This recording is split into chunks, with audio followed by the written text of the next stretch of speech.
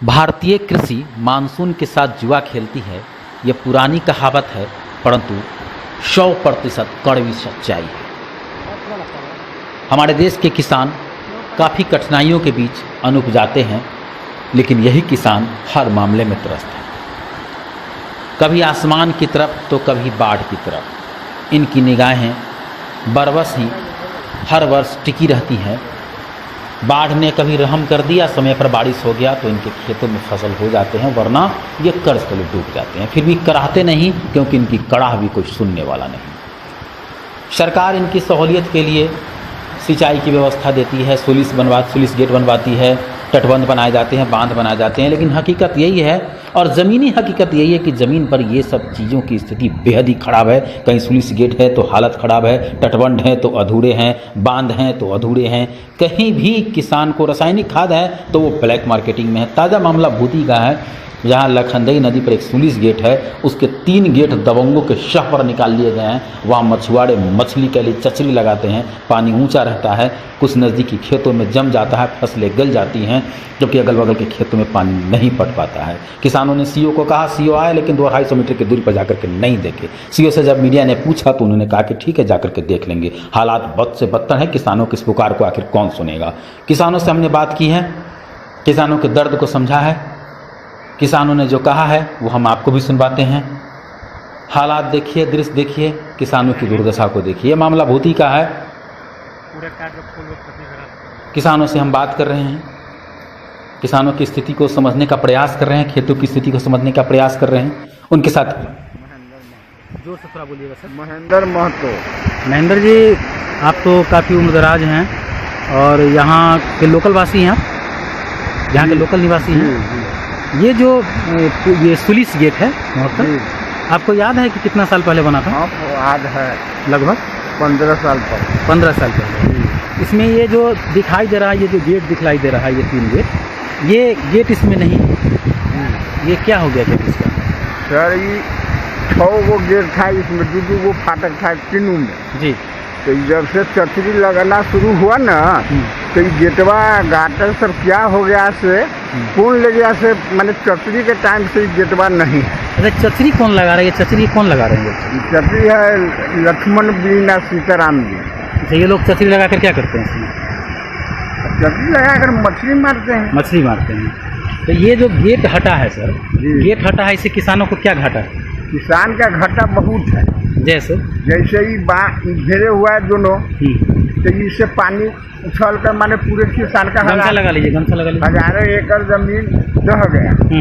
अगर धान सूखी हो गया, सूखा पड़ गया तो ये फाटे गिरा देते से हजारों एकड़ जमीन पड़ जाता था, पानी से सिंचाई हो जाती।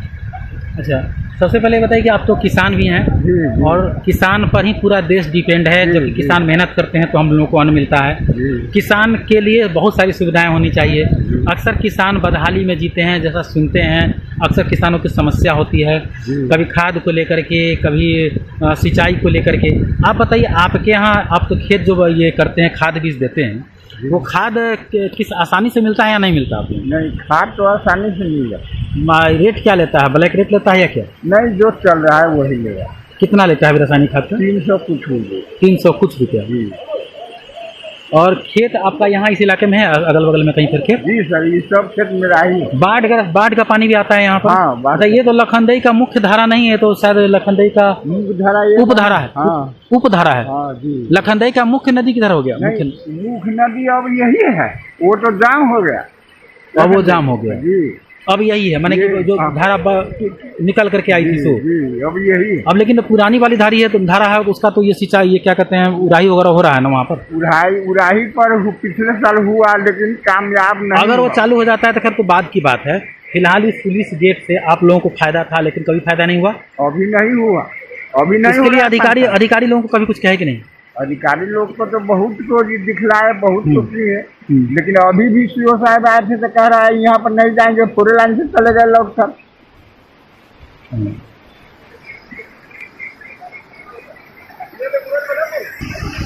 आपका क्या नाम हुआ?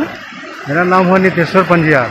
नितेश्वर पंजियार जी, आप किसान हैं? जी। खेत है आपका यहाँ पर? खेत है। कितना खेत होगा? खेत 1 एकड़। अच्छा, ये जो सुलिस गेट है जिसके बारे में लगातार आप लोग के यहाँ से बताया जा रहा था, इसकी फाटक है ही नहीं इसमें, जी क्या हो गया फाटक? फाटक इन लोग जो है इसे इस पर मछली का जो है इसे मारने का धंधा चल रहा है। इससे पहले इस पर फाटक था, जिससे किसान लोग पानी अगर ज़्यादा हुआ तो फाटक उठा करके निकास कर देते थे। जब सिंचाई की काम के लिए ज़रूरत पड़ती थी तो उस फाटक को गिरा करके पानी खेत में सिंचाई लोग करता था। लेकिन विगत 5 सालों से इसमें कुछ नहीं है और इस पर अतिक्रमण करके मछली मारने का काम किया जा रहा है। इसके लिए हम लोग अंचलाधिकारी को आवेदन किए। आवेदन करने के बाद जो है इसे वो आए अभी थोड़ा देर पहले, और आने के बाद वो NH-77 पर ही रह गए और बोलते हैं पानी है, हम उधर नहीं जाएंगे। और हम लोग सभी लोगों से आग्रह करते हैं, भाई भारत किसानों का देश है और हम लोग का जीवन जीविका इसी पर आधारित है। अगर खेती नहीं हो तो हम अपने बच्चों या पूरे देश को कहाँ से खाना खिलाएंगे, कहाँ से भोजन देंगे पूरे देश को? अच्छा, आप किसान हैं, आप कह रहे हैं भारत किसानों का देश है जी। आप ये बताइए, किसानों के लिए तो सरकार बहुत कुछ देती है जी। आप लोगों की खेती के लिए रासायनिक खाद भी दिया जाता है, सब्सिडी पर दिया जाता है जी। रासायनिक खाद क्या आप लोगों को सहूलियत से मिल जाता है? रासायनिक खाद सहूलियत से क्या मिलेगा? दुकानदार का जो रेट दर है वो लेकर हम लोग को देता है। दुकानदार का जो रेट, सरकार जो सब्सिडी देती है नहीं, वो हम एक बोरा लगभग कितना में सही बताइएगा, कितना मिलता है एक बोरा? एक बोरा देता है 400 रुपया में यूरिया। 400 रुपये में देता है। अभी एक बंधु जी थे बता रहे थे 300 रुपया में सिलेंडर देता है, 400 में यूरिया देता है। 400 में यूरिया देता है। मतलब कि किसान का यहाँ भी शोषण होता है। जी। जो स्थिति आप देख रहे हैं इस वक्त, ये लखनदई की पुरानी धारा है, संभवतः ये थोड़ी नई धारा हम इसे कह सकते हैं, क्योंकि पहले कोई कहीं और से धारा जाता था, लेकिन फिर बदल गया, रास्ता बदल गया, रूट बदल गया।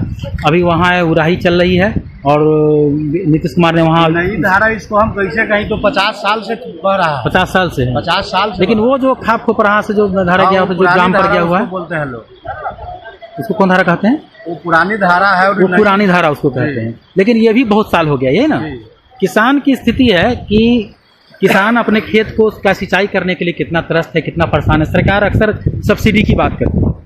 सरकार कहती है कि हम किसान को सब्सिडी पर खाद दे रहे हैं, लेकिन मैं सीमाई इलाके का भी पत्रकारिता करता हूं। मैंने भारत नेपाल के सीमा पर देखा है रासायनिक खाद को नेपाल की सीमा पार करते हुए।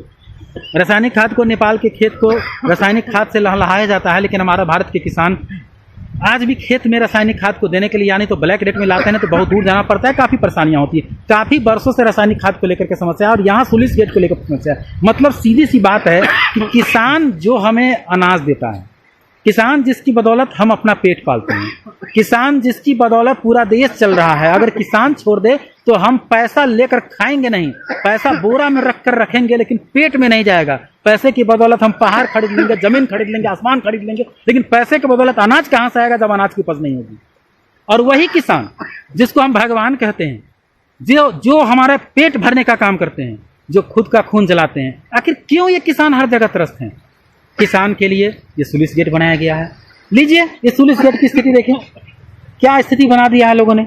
अधिकारी महोदय को कहते हैं तो अधिकारी को जरा सा पानी पार करने में कठिनाई होती है। हम मीडिया वाले भी वहां से आए हैं, उन पानियों से होकर गुजर करके आए हैं।